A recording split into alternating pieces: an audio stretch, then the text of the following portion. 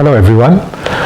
Welcome to Business Mantra Book Talk, and in today's episode we are going to be discussing a really special book which is a newly released bestseller by Vikrant Vartak, and it has been published by the Mavens press.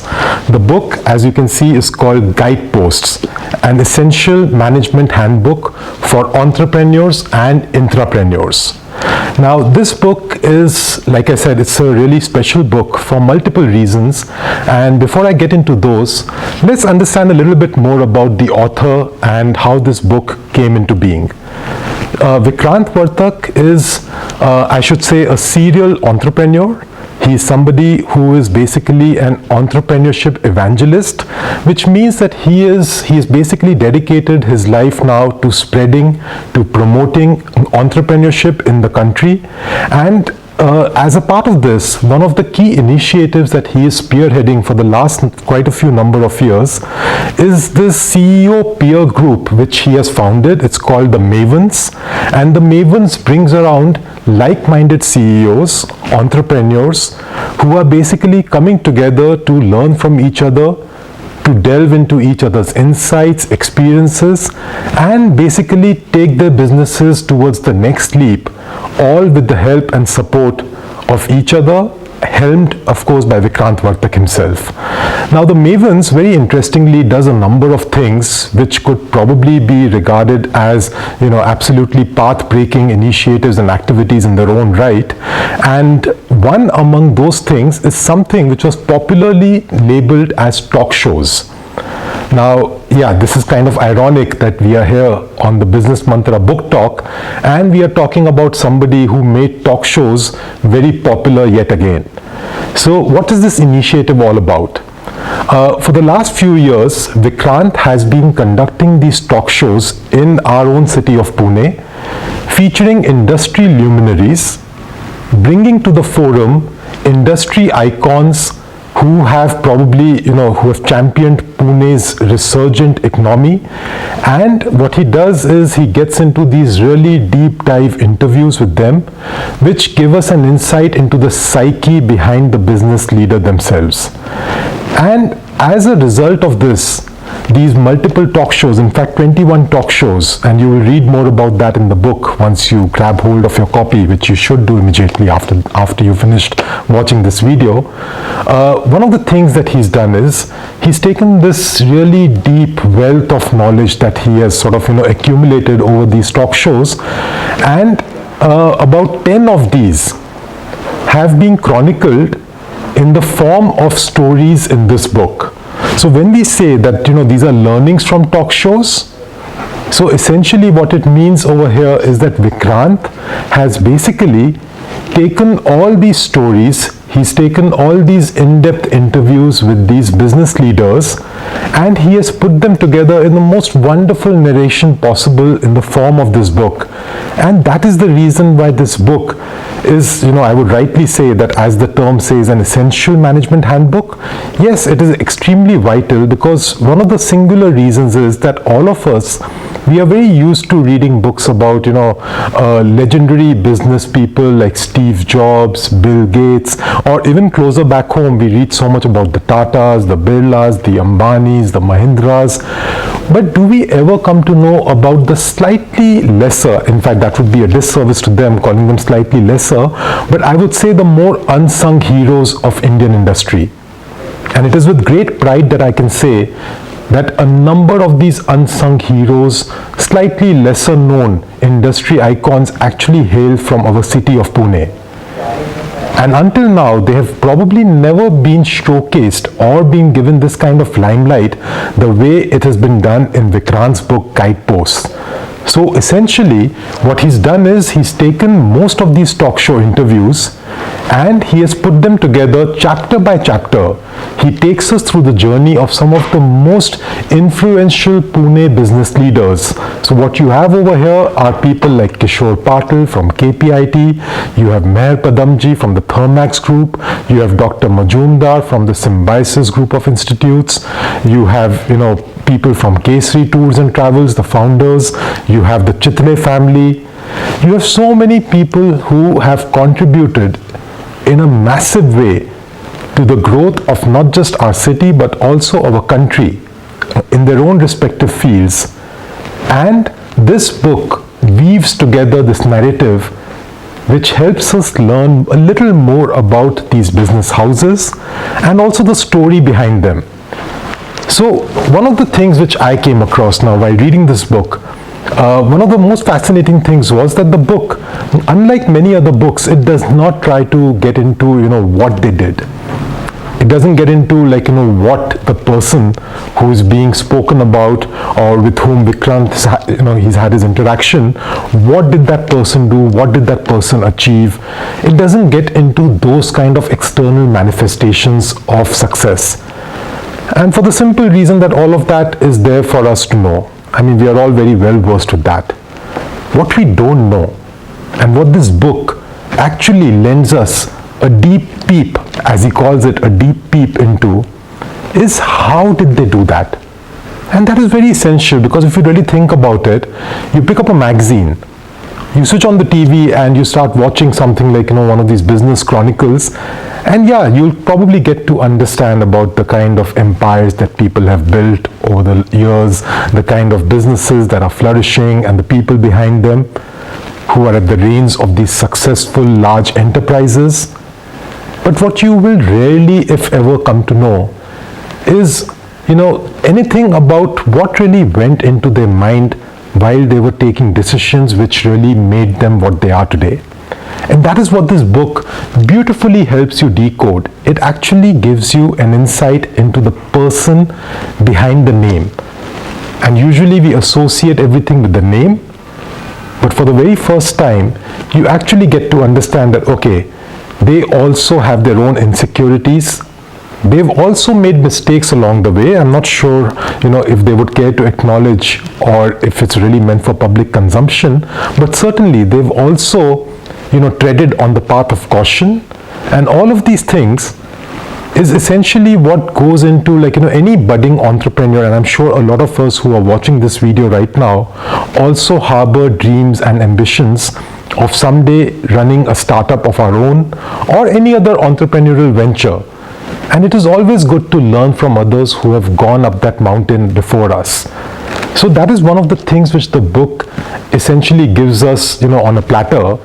And now the other part of the book, which again for me was something which left me quite surprised, because that's something which we don't come to see too often in such kind of literary books. So the first part, like I told you, is all about, these talk shows, and chapter by chapter you get to understand the stories behind some of the most successful, business icons who hail from Pune. So it certainly has that local Puneri flavor to it, which really sort of puts it apart from any other book that you will come across in the same field. But the second part is what takes this essentially two-dimensional, kind of an interaction where you are reading what a person has spoken with another individual. So that's the two-dimensional kind of interaction which you're witness to. The book then gets elevated to the third dimension, because what Vikrant has chosen to do in this book, and it is certainly something for which he should be commended, because on one hand you have all the practical insights, you have all the storytelling. All of us love stories. I think that's one thing which we all can agree on, that we enjoy learning more through stories than anything else. But the second part of the book is where he takes basic management concepts like strategy, innovation, culture, branding, risk management, governance. He takes all of these myriad concepts which otherwise you have, like you would probably read about them, learn about them in highly academic books. But what he chooses to do is explain us these same concepts through the stories that he's already narrated, by juxtaposing them with incidents from these, basically these incidents from the talk shows, which can be correlated. And even more importantly, he actually uses a lot of Indian companies' examples to drive home these concepts. So whether it is talking about Make My Trip, Amul, Indigo, and also some other brands which we are just starting to get to know of, But the book is essentially, it's a very deep primer into the Indian business landscape more than anything else. And that is again something which needs to be appreciated, and is something which you don't come across too often, because again, like I said, how many books are you going to read which will keep on telling us about Apple, Uber, Microsoft, Tesla, all huge names in their own right that we should definitely know about. But why not learn a little more about homegrown businesses as well? Hardcore management concepts and fundamentals with practical insights, using the talk shows as the backbone, and also many other industry examples. So you've got a book over here which is pretty much like mini case studies in themselves. So that's another thing which is like a hallmark of the book. That's something which really stood out for me. But essentially the reason why I was so drawn to this book, and why I have taken the time out to share my thoughts about this particular book with all of you during this particular episode of Business Mantra Book Talk, is that I never knew the stories behind these people. Yes, everybody knows about Kishore Patil from KPIT, but how many of you know that way back in 2002, when he was presenting his strategy vision to the board of directors, he went to the board with an 8-slide PowerPoint presentation, and lo behold, it took him 8 hours to complete that presentation. Now that is something which you don't come to know otherwise. And that essentially is again a huge education in itself, to understand that, okay, what really made this man spend 8 hours on 8 slides? And the way Vikrant puts it, which again came as a total revelation to me, was that at the bottom of every slide, Kishore Patil had 2 simple things, 2 caveats, which he cared to elaborate on. One was, what is it that we are going to focus on in the context of that particular slide? And more importantly, what is it that we are going to stop doing? What is it that we are going to stop focusing on? So the choices that he was making, they go a long way in showing what a supreme strategist he must be, in terms of having that clarity that for everything that he chooses to do, there are probably 10 other things that he is declining, that he's leaving at the table and saying that no, this does not fit into my vision, this does not form any piece of this strategic puzzle, this jigsaw that I am trying to decode over here. And I don't think you'll find a better definition of strategy than this anecdote, which is penned down so beautifully by Vikrant in the book. And this is just one of many.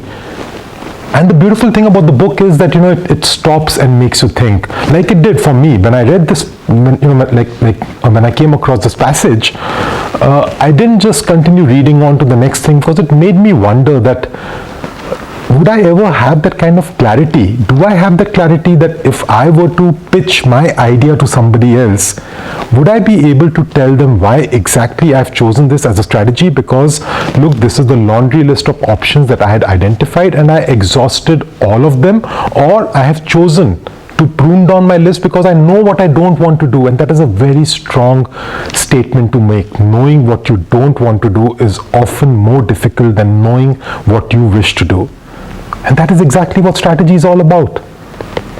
So there is no point poring over books and reams of documents over what strategy is, watching tons of videos.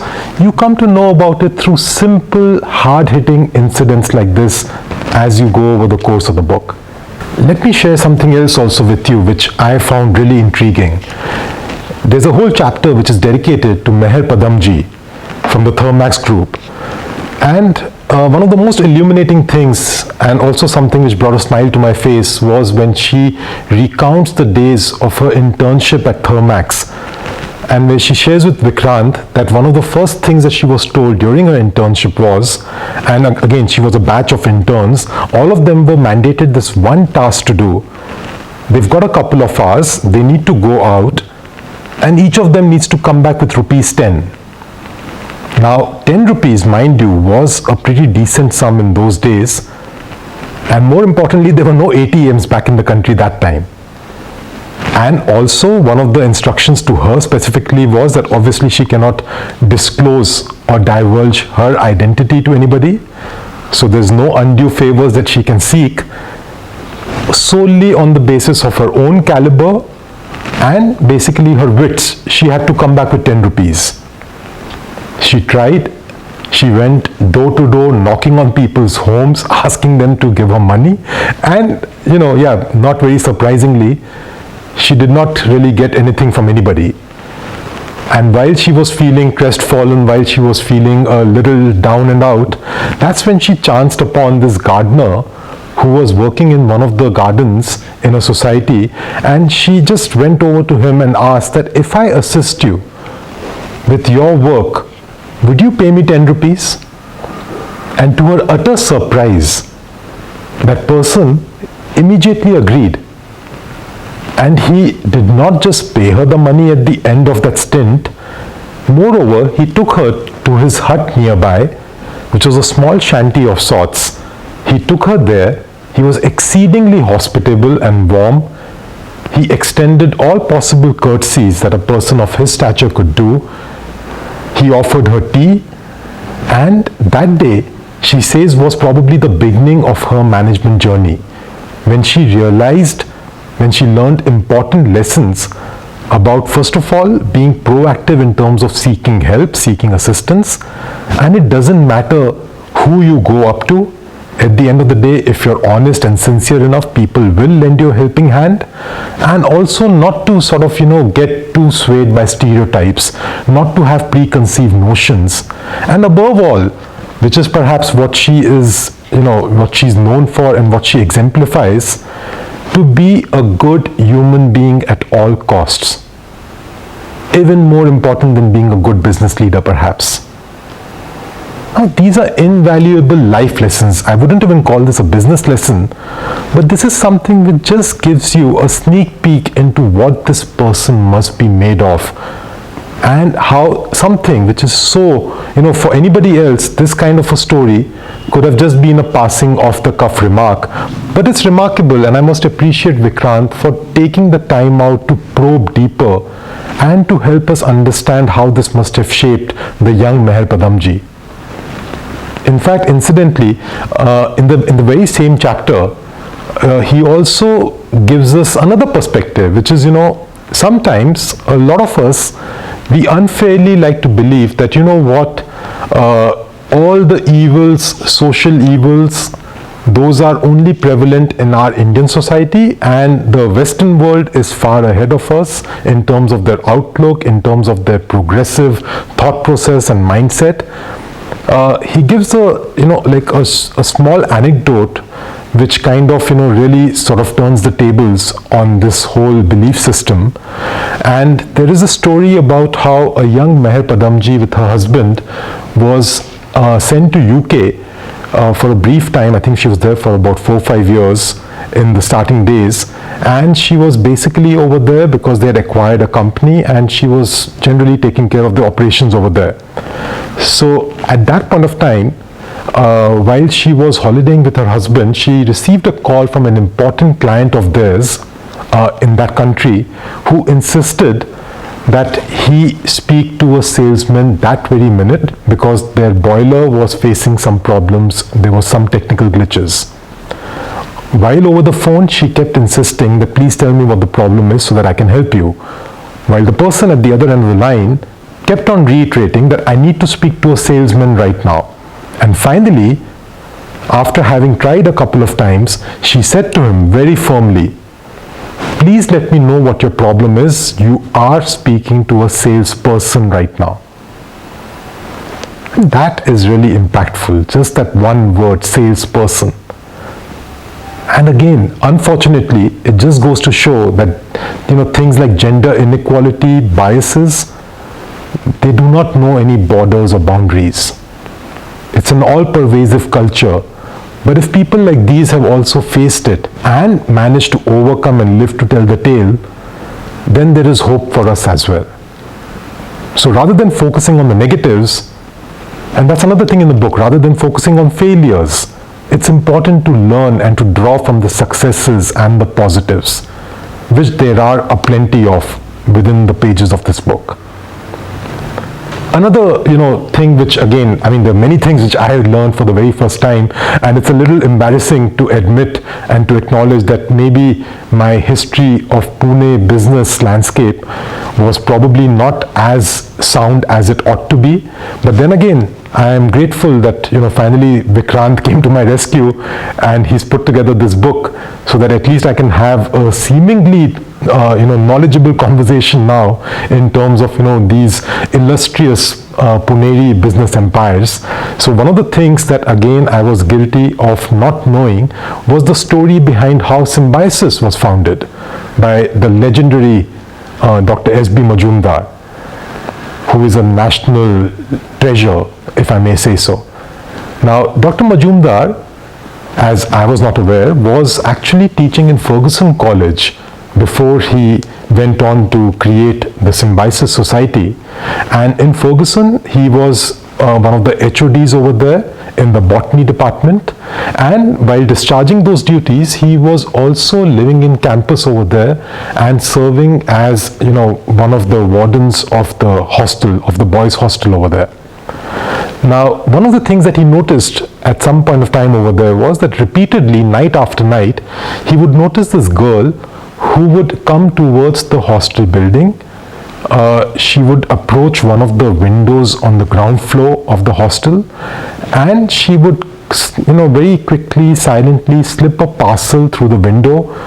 There would be a hand on the other side which would receive it in a similar manner, and then she would just slip away.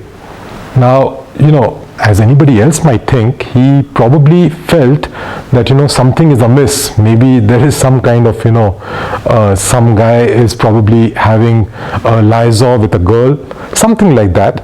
And he decided to investigate further after he noticed this happening 3 or 4 nights in a row. So he decided to basically go in and take a look at what's happening. And when he entered that particular room, he was shocked to see there was a Mauritian boy who was lying in bed. His eyes were sunken. He had a very pale color on his face, and he was visibly unwell, extremely sick. When he asked that boy what exactly was the problem and who the girl was, this boy revealed that I am from Mauritius and I do not have anybody over here who can take care of me in the hostel, and this girl who comes by every night, she is somebody from my own country. She prepares some homemade food for me so that I can recuperate and I can recover soon, and she brings that food over to me every day so that I can eat something, because otherwise I've been going hungry for days. Dr. Majumdar was understandably extremely taken aback. He was appalled at this sight. And that's when he started actually thinking about the plight of foreign students in our city. And yes, while we might be the Oxford of the East, but at that time he also learned that the bitter truth is that, again, like what I mentioned a little while earlier, we are also prone to judging people, especially on the basis of skin color. The ugly truth was that when he started meeting more and more students, and at that point of time there were about 2,000-3,000 foreign students, predominantly from Africa, who were studying in Pune, he got to understand firsthand the kind of difficulties that they face, the kind of racial overtones with which they are approached by the other people in the city, and the fact that they are stuck in a place that they really cannot call home, and that they couldn't wait to get away from this place. Now, Dr. Majumdar, being somebody from the field of education and himself obviously a visionary, he quickly realized, he put 2 and 2 together, he reasoned it out that, look, these same students are going to go back to their homelands. They're going to return to their native countries in a few years' time. They will grow up to be, people of influence. They will grow up to be business leaders over there. They will grow up to be politicians, statesmen, bureaucrats.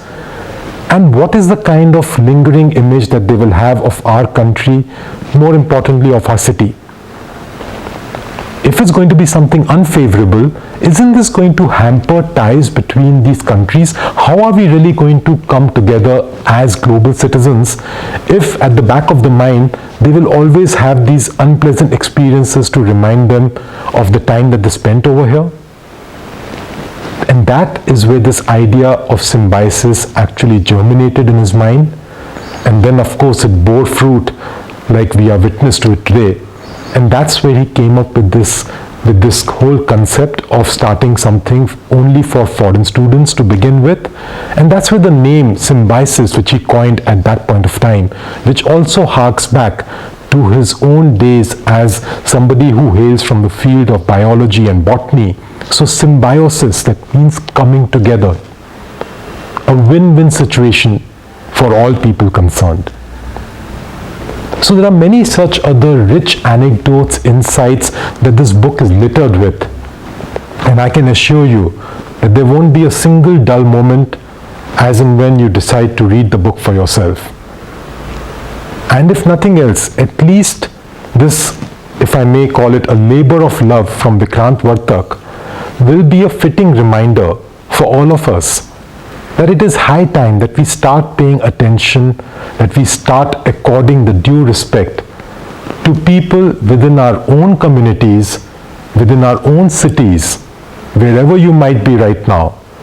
We owe it to them, and we owe it to ourselves also, that we learn a little bit more about the people who are shaping, who are constantly shaping and reshaping business and our economy as we know it.